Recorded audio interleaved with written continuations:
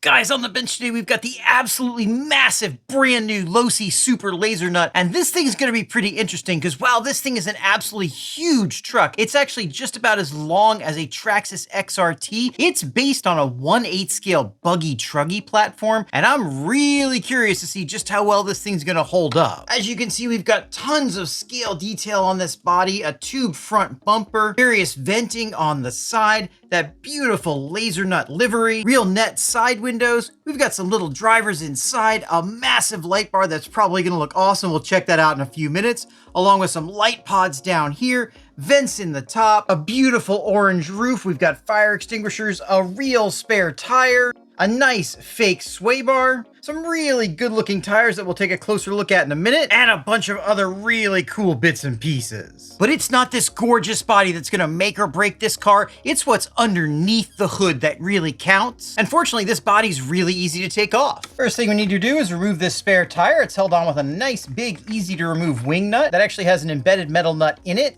This is a real full-size spare tire, and it's pretty heavy. Once we take that off, we can just remove these two retained body pins, and then the body lifts straight open, revealing everything underneath. Then we just need to remove the two hinge screws in the back. This is, of course, all hex hardware. I think that might be the longest screw in the hobby. That's about 3 inches long. And then we just need to unscrew these fake sway bar links.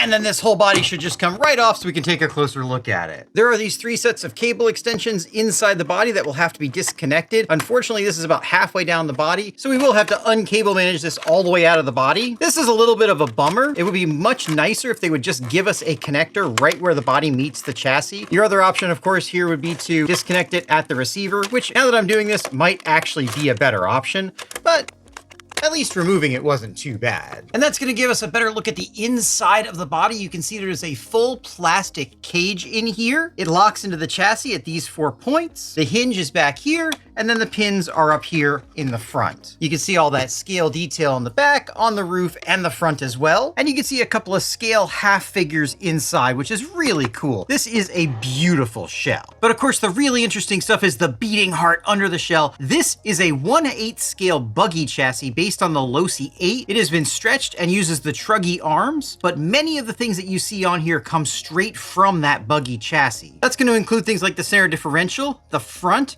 and rear shock towers, as well as the shocks themselves. I believe the arms are straight off the truggy. The chassis itself is unique, but it is of a similar design to the buggy and the truggy. Of course, this top plate is completely unique, and it does have the 6S V2 Spectrum system in it, and it is running a large scale servo. And then of course, we have these beautiful bespoke tires. Let's take a closer look at those. Losi has some pretty impressive specs for this car. They're claiming 50 plus miles an hour, which I'm pretty skeptical about, given the aerodynamics of this car. Of course, the weight of the vehicle does not affect ultimate top speed, only acceleration. We do have some nice serrated wheel nuts here. I really like this orange, very good looking. Now, one thing they don't claim is that this is waterproof, and I think that's pretty interesting because the servo, the ESC, and the motor definitely are waterproof. So that just leaves us with the receiver box not being waterproof. I'm not surprised that this receiver box isn't waterproof. This receiver box and battery tray look very similar to the receiver box and battery tray on the truggy and buggy. I would be surprised if this was even a different part number, so we may end up having to waterproof that receiver ourselves to make this thing fully waterproof.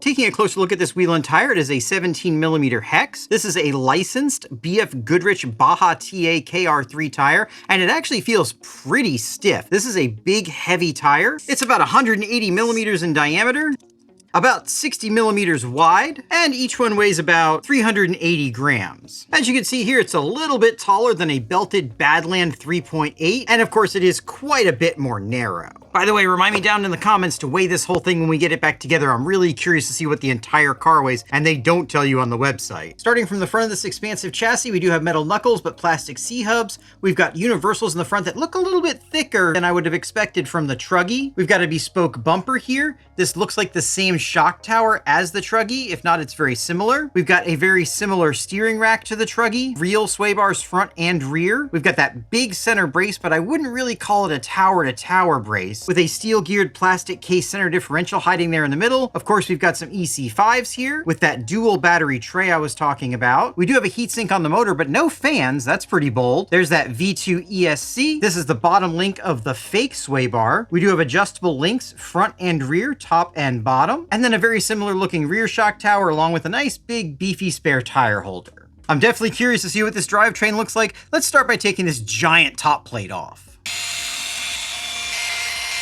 Taking a closer look at this top plate, it feels pretty decent. This is fairly thick plastic, and I do think this will provide some nice reinforcement on top of the front and rear tower to chassis braces. However, I am a little bit concerned about tacoing this chassis. We're just gonna have to find out how strong it is when we go bash it. This center differential does look very similar to the race car versions. It does feel like it's got some pretty thick fluid in it though. Speaking of similarities, let me know down in the comments if you want to see me do a full breakdown of all the parts differences between this truck and the race buggy and race truggy that it's derived from. Now this thing does look very beefy, and I think this is the longest center drive shaft I've ever seen on this style of car. I'm impressed with how thick this is. And we do have a similar front drive shaft. We also get a closer look at this proprietary servo horn. We'll take a closer look at this servo in just a few minutes. I'm hoping it doesn't have a proprietary spline count on it, because this is going to be hard to find a replacement for. Moving forward, we can see a fairly standard looking servo saver. It is adjustable and it feels very tight right now, which is a good thing. This is the exact same motor mount we see on the race cars, and we can see this is an Arrma motor. However, they did not put the clip in here. I wonder if this is specifically an Arrma thing and Losi just wasn't allowed to put the safety clip in. These are the exact same style shocks that are on the RTR race cars, which is quite a downgrade from the kit shocks. Of course, there are quite a few parts that you can get from the racing kits that will upgrade parts on these vehicles.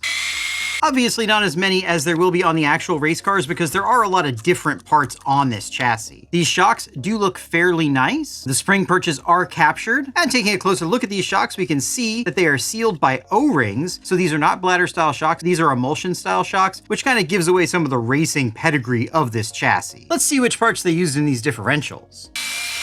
Oh, we got a little bit of a whoopsie here. As you can see, all the threads came out with this screw, so that means that screw hole is at least partially stripped. If you do find this, the screw hole itself is usually at least somewhat salvageable. Just make sure you get all the plastic off of the screw, because if you screw it back in with all that plastic on there, then the screw hole is definitely going to be junk. I will say that this plastic does feel very thick and very high quality. And speaking of thick, these are definitely some of the thickest sway bars I've ever seen on an RC car. Ah yes, my favorite, 1.5mm screws. Seriously, unless it's absolutely necessary, I'd like to boycott the use of these little screws. They're a real pain, they strip out too easily, and they really don't belong in a car this big. So this front differential is fairly easy to remove. And with that out, we can see these nice, beefy universal joints. I don't think we're gonna have too much trouble with these, at least not on 6S, maybe on 8S though. So that's what it takes to get the front differential out. Not the best, but not the worst. And we can see this front differential uses the higher quality ring gear that's on the truggy. The buggy uses what appears to be a lower quality, possibly sintered steel ring gear. Let's see if they upgraded the gears inside too. All right, popping this guy open, we can see that this is fluid filled, which is nice. However, these do appear to be the same gears that we saw in the buggy and probably the truggy as well. These are gonna be sintered steel. And whereas they are strong enough for a 1/8 scale vehicle, I'm not entirely convinced they're gonna be strong enough for a 1/6 scale vehicle. I do want to mention the grease they use in this truck is pretty nice. It doesn't stink and it's clear, so if you get any on you, there's at least a hope that it won't make a big mess. Another thing to mention is because this is based on the Losi 8, this rear differential is top loading, so it's going to come apart differently from the front. If you want to see how that works, take a look at my Losi 8 buggy review. The last thing I want to do before we put this thing together and see just how heavy it is take a look at this servo. I'll just go ahead and take the servo linkage off over here so I don't have to realign the servo horn. This is the Spectrum 905 waterproof servo, and whereas it has decent specs, it does have one major problem. We'll talk about that in a minute. For now, let's take a look inside. As you can see, we do have O-rings on the screws. That's a nice sign. And looking in here, we have a standard brushed motor with a board soldered directly to it. This board does feel pretty solidly in here, and it is conformally coated. This is an aluminum housing as well. And we do have a nice square ring gasket in here to seal against it, which should do really well for waterproofing. Now, the problem with this servo is whereas it's the same basic width of a standard 1/5 scale servo, it's actually quite a bit shorter. So a standard 1/5 scale servo is not going to fit in this hole. I also didn't see an option for an upgraded servo mount, so it seems like you're probably going to be stuck with Spectrum servos in this car. They do make a better one that they have for their 1/5 scale cars now, so an upgrade to that is an option if needed, but keep in mind your options are going to be limited. One thing I'm getting a little less tolerant to in modern designs is having a bunch of different sizes of screws. We're seeing manufacturers start to do a better job of standardizing their screws, but this center brace definitely is not an example of that. We've got 7 different kinds of screws throughout this brace, and I think it could have been done with fewer.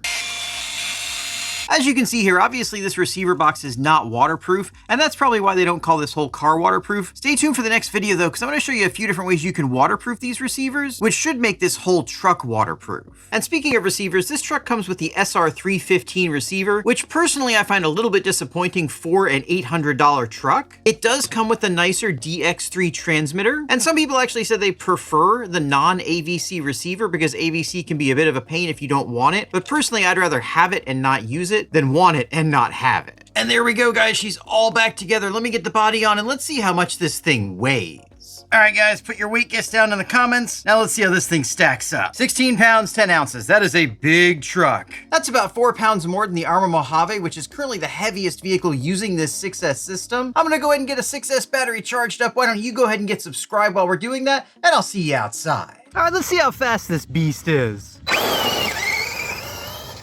Feels like it's got quite a bit of power. He's a handful. Wow, that is way faster than I thought it was gonna be.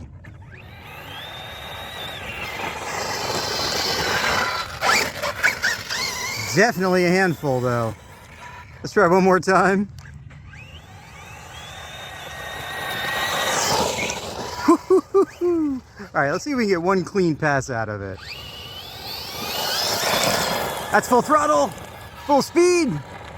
Let's check it out.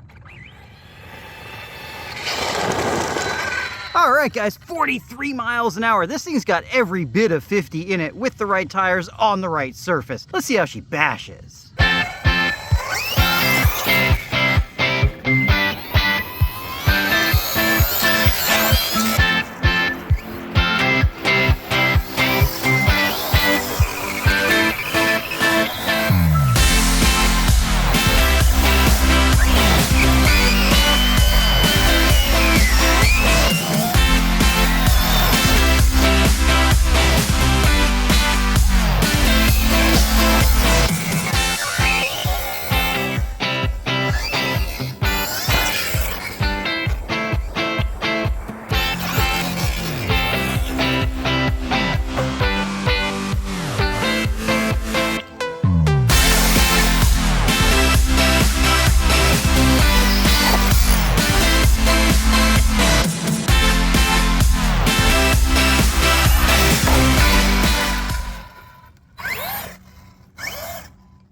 Well, guys, unfortunately, that bashing session was cut short. And it was cut short because in a fairly mild accident, this thing spit out a dog bone. And I think this is going to kind of exemplify some of the problem we're going to have with this truck. On top of the dog bone spitting out, I also had this steering link pop off a few times. I checked the manual and they do not specify a washer on here, although a washer would probably fix the problem. Ultimately, though, I think we're going to run into the problem that we expected to, and that's that this chassis is just too weak for this much weight. This truck weighs 16 pounds, and that's basically double what the original buggy that it's based off of weighed. I didn't get a chance to check the temperatures, but I suspect this motor's gonna get pretty hot, especially without fans. It's pretty squirrely on 6S, and I suspect 4S might actually be better for this. That being said, in the next video, I'm gonna put this dog bone back in, get this thing cleaned up, make a few modifications to it, and then we're gonna put 8S in it and see what it can really do jumping off the big ramp. I'm sure we're gonna break it, but I wanna see what the weak points of this thing really are. And then between this video and that video, I think I'm gonna get a good idea for just how good this truck is. I'll give you my final thoughts at the end of that video. For now, make sure you get subscribed so you don't miss it, and I'll see you in one of these.